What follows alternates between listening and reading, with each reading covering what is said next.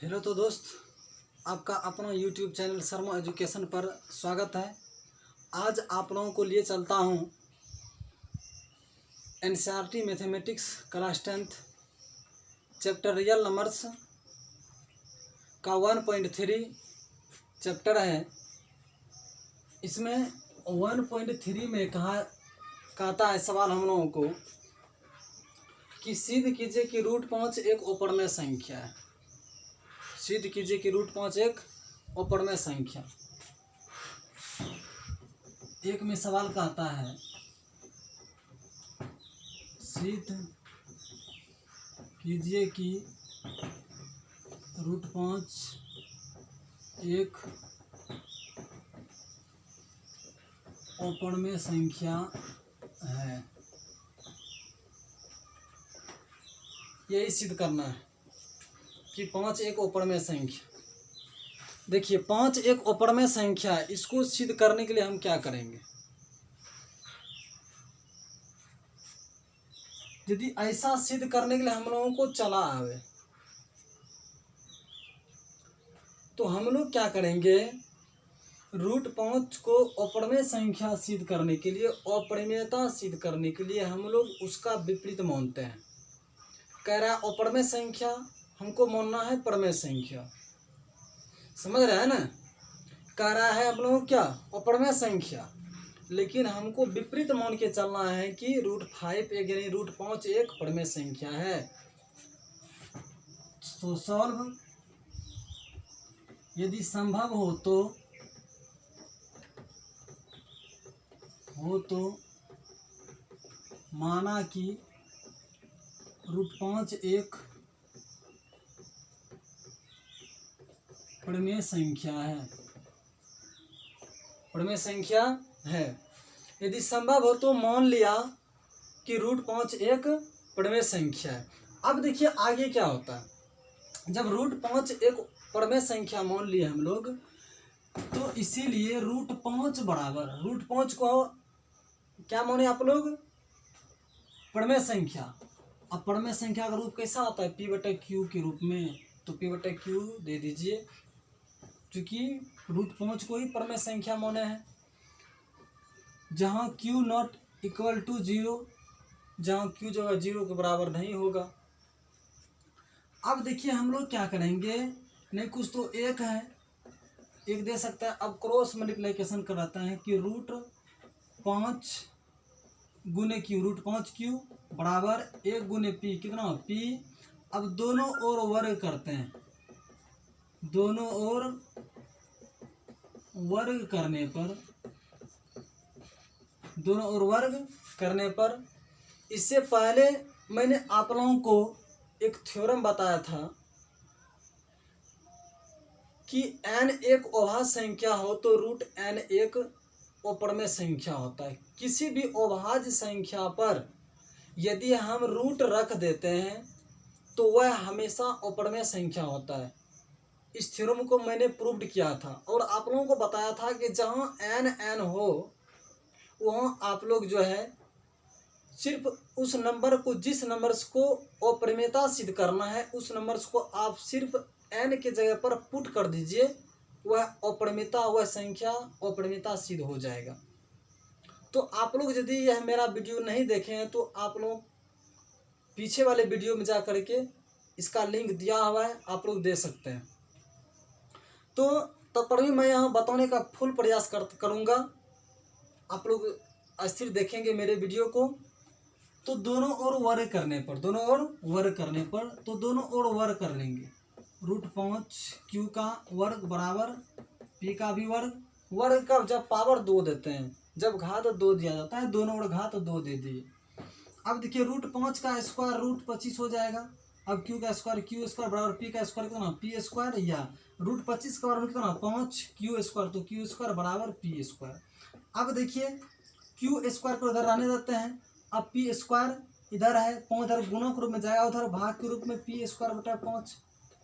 क्या दिक्कत नहीं ना। अब देखिए जब दिक्कत नहीं है तो q² बराबर p²/5, यानी p²/5 कहने का मतलब क्या, p² 5 से विभाज्य है, p² 5 से विभाज्य है। पी स्क्वायर किसे भाज्य है? 5 से। पी स्क्वायर 5 से विभाज्य है। आप लोगों को मैं थ्योरम भी बताया था, यदि कोई संख्या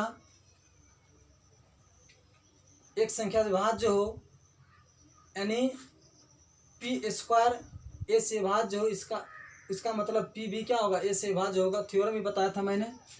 अब देखिए पी स्क्वायर 5 से भाज्य है, इसका मतलब क्या है? पी भी 5 से विभाज्य होगा, विभाज्य होगा। इसको समीकरण 1 मान लेते हैं।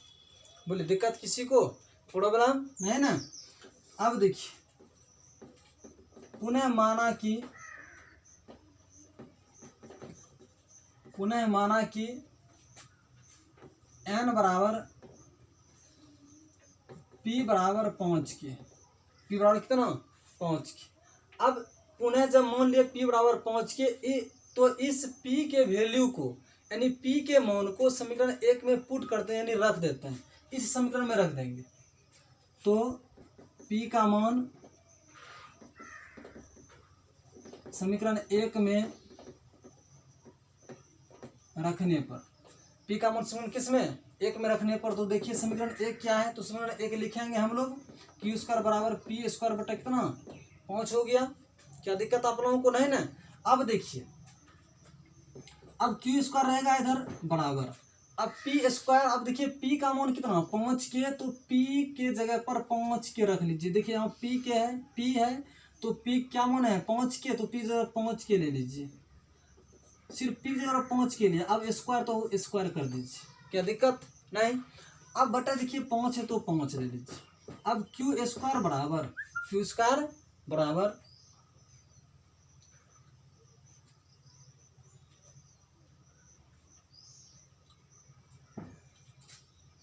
अब देखिए कि 5 के का स्क्वायर कहने क्या मतलब? 5 का भी स्क्वायर और के का भी स्क्वायर। 5 का स्क्वायर कितना? 25 हो जाएगा।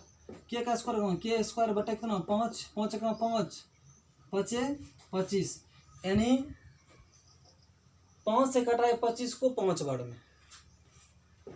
अब देखिए क्यू स्क्वायर बराबर 5 के स्क्वायर, 5 के स्क्वायर।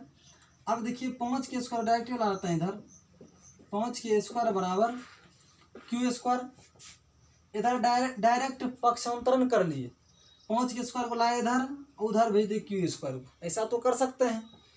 अब देखिए के स्क्वायर बराबर क्यू स्क्वायर बटे 5 गुणों को मिलाएंगे इधर भाग के रूप में हो जाएगा। क्या दिक्कत? नहीं ना? अब देखिए कि क्यू स्क्वायर 5 से भाज्य, 5 से विभाज्य है। इसका मतलब है क्यू भी क्या होगा? 5 से भाज्य होगा। क्यू भी 5 से विभाज्य होगा।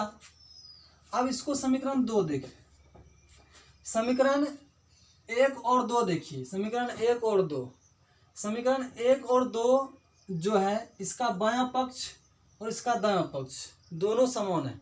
दोनों क्या है?